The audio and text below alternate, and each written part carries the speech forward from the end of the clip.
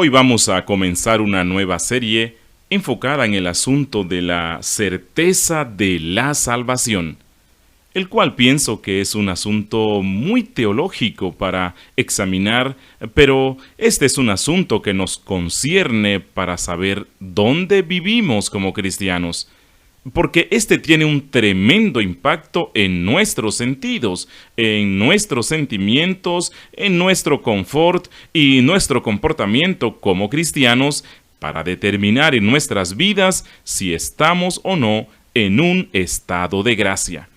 De esta manera, me gustaría comenzar esta serie en particular volviendo su atención a un texto en el Nuevo Testamento que creo es uno de los textos más aterradores que alguna vez haya podido ver en la Biblia, y viene de los labios de Jesús al final del Sermón del Monte.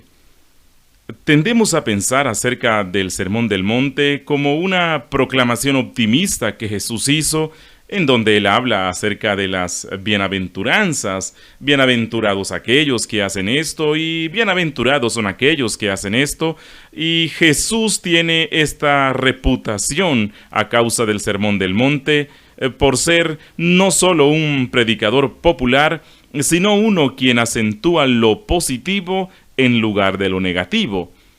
Y lo que a menudo es pasado por alto es el punto culminante de ese sermón, el cual lo leemos en el versículo 21 del capítulo 7 del Evangelio de Mateo, en donde Jesús dice: «No todo el que me dice Señor, Señor, entrará en el reino de los cielos, sino el que hace la voluntad de mi Padre que está en los cielos. Muchos me dirán en aquel día: Señor, Señor, ¿no profetizamos en tu nombre, y en tu nombre echamos fuera demonios, y en tu nombre hicimos muchos milagros? Y entonces les declararé: nunca os conocí, apartaos de mí, hacedores de maldad». De manera que aquí Jesús da un anticipo del último juicio, en donde Él dice que la gente va a venir dirigiéndose a Él por el título de Señor, Señor, el cual voy a examinar en un momento. Y esta gente va a decirle a Jesús: Señor, hicimos todas estas cosas maravillosas en tu nombre, te servimos, predicamos en tu nombre, echamos fuera demonios, hicimos todas estas cosas. Y Jesús dijo: me volveré a esta gente y les diré: por favor, váyanse. Él no solo va a decirles: no los conozco, sino que también va a decirles: nunca los conocí, hacedores de maldad, o anárquicos, o pecaminosos, como dicen varias traducciones. Lo que encuentro patético o conmovedor acerca de esta advertencia aterradora que Jesús da a la iglesia es que Él comienza diciendo: no todo el que me dice Señor, Señor, entrará en el reino de los cielos. Y luego Él repite eso al decir: muchos me dirán en aquel día, Señor, Señor. Bueno, en otro contexto, en otra serie, he examinado en gran detalle la importancia de la repetición del título Señor.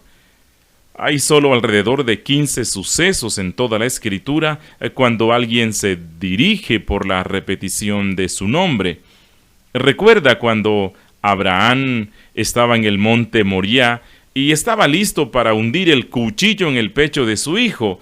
Dios interviene en el último segundo y dice: Abraham, Abraham, no extiendas tu mano sobre el muchacho ni le hagas nada.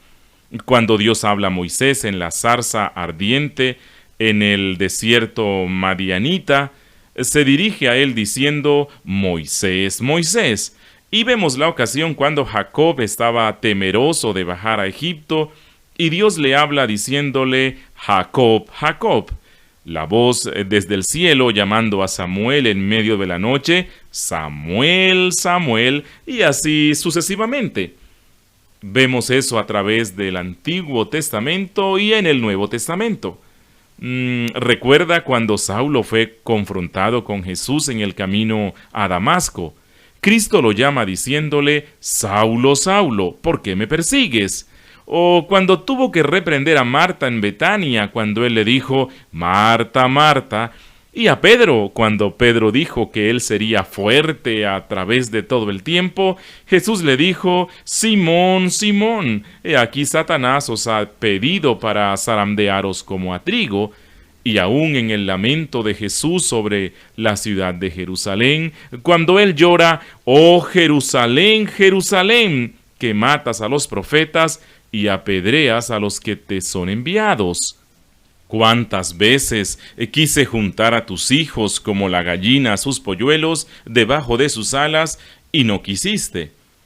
Y por supuesto, el evento más conmovedor en la Escritura viene de la cruz, cuando Cristo llamó Elí, Elí, lama sabactani. Dios mío, ¿por qué me has desamparado?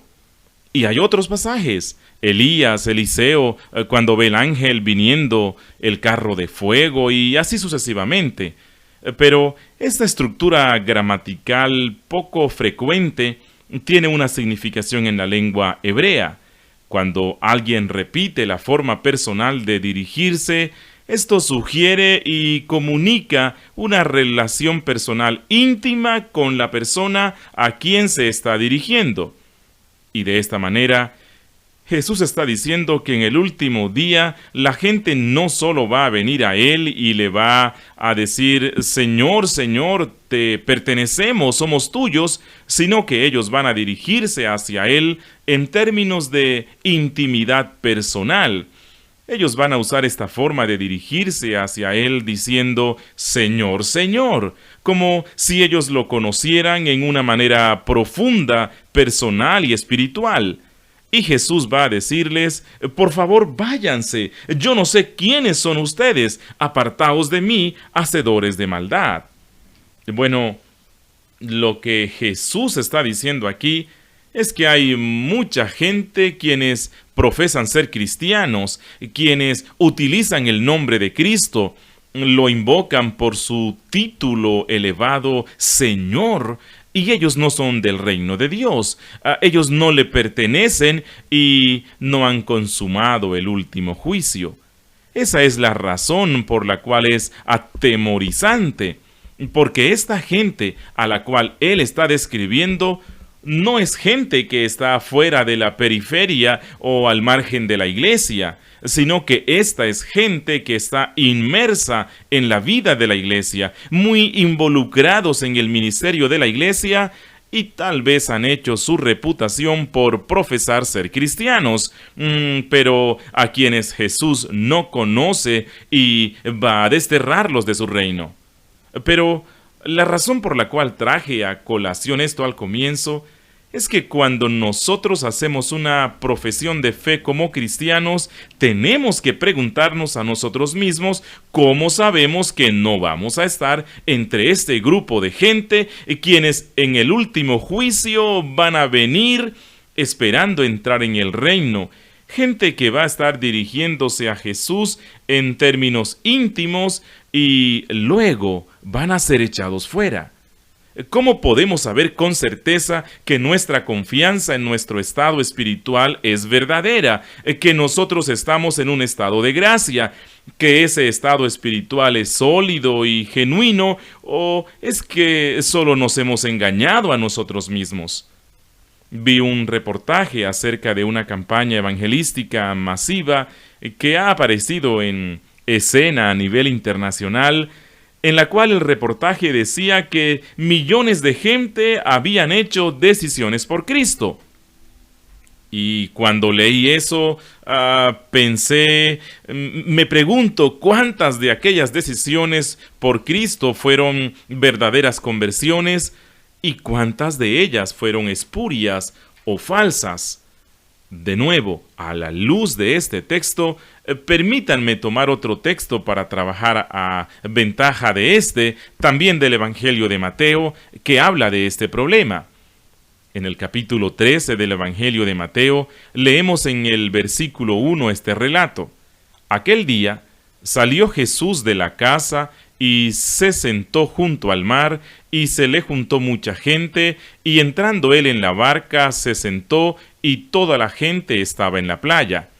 y les habló muchas cosas por parábolas, diciendo: He aquí el sembrador salió a sembrar, y mientras sembraba, parte de la semilla cayó junto al camino, y vinieron las aves y la comieron. Parte cayó en pedregales, donde no había mucha tierra, y brotó pronto, porque no tenía profundidad de tierra, pero salió el sol, se quemó, y porque no tenía raíz, se secó, y parte cayó entre espinos, y los espinos crecieron y la ahogaron. Pero parte cayó en buena tierra, y dio fruto, cual a 100, cual a 60, y cual a 30 por uno. Y luego Jesús dice: El que tiene oídos para oír, oiga. En primer lugar, notemos el contexto inmediato de esta famosa parábola del sembrador. Lo que viene justo antes de este verso, en el versículo 47, alguien le dice a Jesús: He aquí tu madre y tus hermanos están afuera y te quieren hablar. Pero respondiendo él al que le decía esto, dijo: ¿Quién es mi madre y quiénes son mis hermanos? Y extendiendo su mano hacia sus discípulos, dijo: He aquí mi madre y mis hermanos, porque todo aquel que hace la voluntad de mi Padre que está en los cielos, ese es mi hermano y hermana y madre. Note que lo que él está diciendo es: el verdadero hermano de Cristo es el que hace la voluntad del Padre, no solo quien hizo una decisión de seguir a Jesús. Tenga siempre en mente que nadie forzó a Judas a volverse un discípulo. Judas escogió seguir a Jesús. Judas hizo su propia decisión de volverse un discípulo para entrar a la escuela de Jesús. Él estaba con nuestro Señor durante su ministerio terrenal por 3 años y, sin embargo, se nos ha dicho en el Nuevo Testamento que él era un diablo desde el principio, que esto no era que Judas era convertido de manera genuina y entonces salió de la gracia y estaba perdido luego. Pero el punto es que mientras más cerca estaba de Jesús, él nunca fue un hombre convertido. Eso debería darnos una pausa mientras consideramos el estado de nuestras propias almas.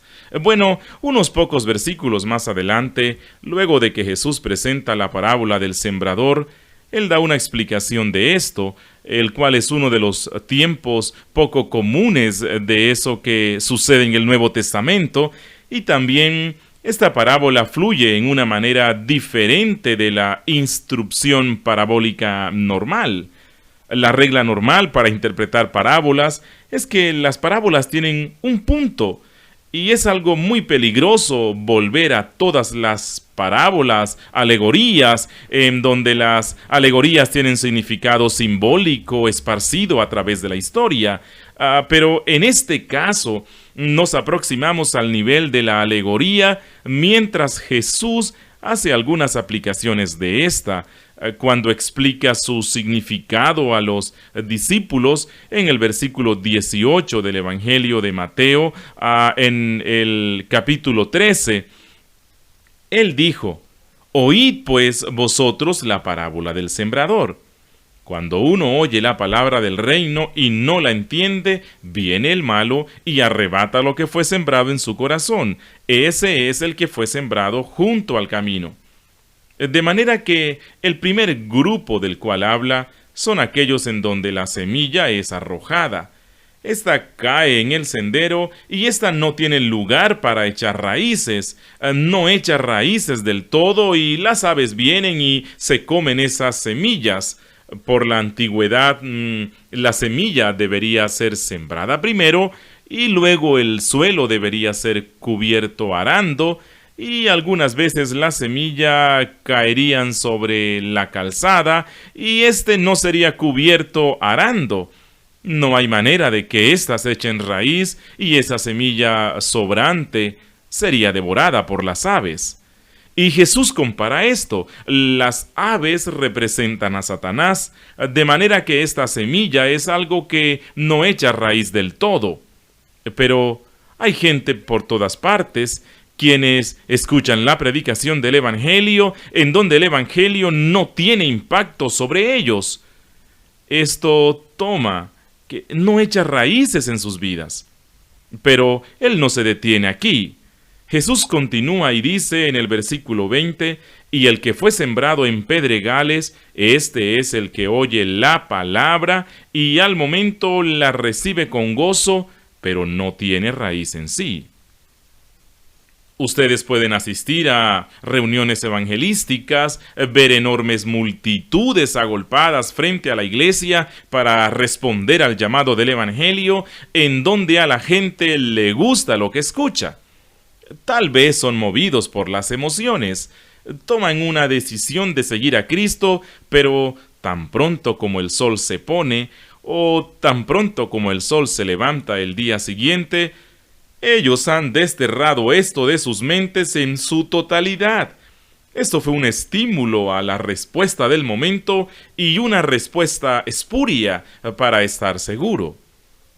Pero cuando leemos estas así denominadas estadísticas evangelísticas de cientos o miles o millones de gente quienes hacen decisiones, no quiero ser demasiado severo acerca de eso, porque uno de los problemas que todos los ministerios de ayuda social tienen es cómo medir la efectividad del ministerio, y las iglesias lo hacen, diciendo cuánta gente son miembros en su congregación y cuánto están ellos creciendo en los últimos años.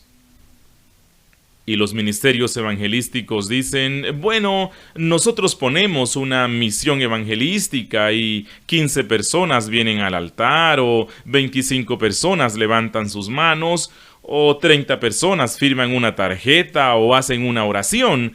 De manera que ellos tienen algún tipo de estadística para medir la respuesta a la que la gente está respondiendo. Porque, ¿cómo mide usted la realidad espiritual? Nosotros sabemos, y yo pienso que cualquiera que alguna vez ha estado involucrado en evangelismo conoce que usted no puede ver el corazón. Y de esta manera, la siguiente mejor cosa es contar el número de tarjetas, o el número de decisiones, o el número de lo que sea que la gente hace.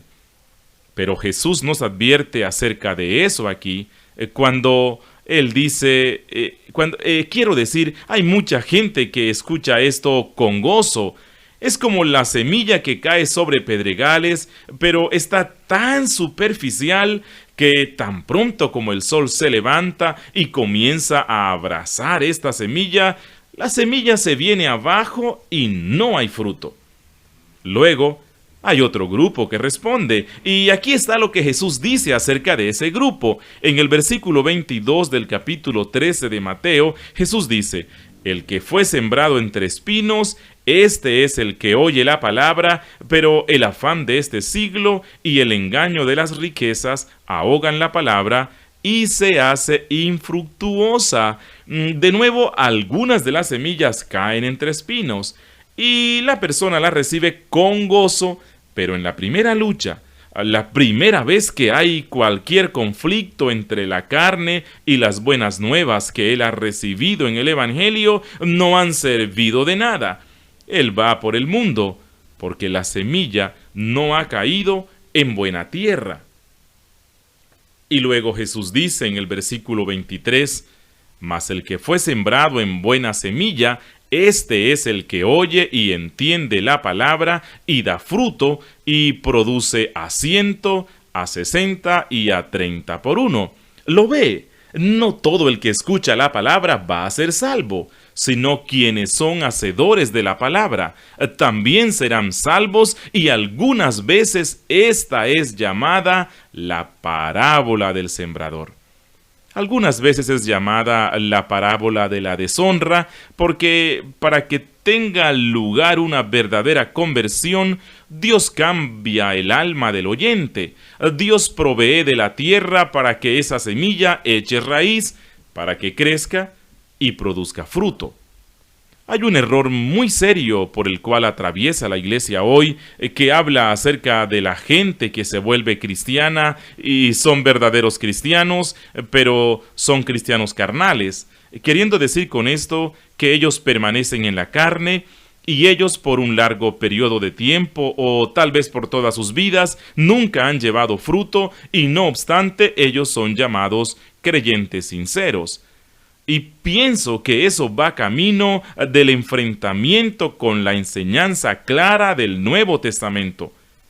El fruto no salva a nadie, pero si no hay fruto, eso significa que no hay vida espiritual, porque donde hay vida espiritual, de manera inevitable, necesaria e inmediatamente habrá algún fruto. Pero el fruto puede variar. Bueno, Cristo dice a 100, a 60, a lo que sea. No todo el mundo, no cada verdadero cristiano es tan fructífero como otros cristianos, pero un verdadero creyente lleva fruto, o él simplemente no es un creyente. Esa es la razón por la cual Jesús dijo, los conoceréis, no por su profesión o su confesión, sino, ¿por qué? Por sus frutos.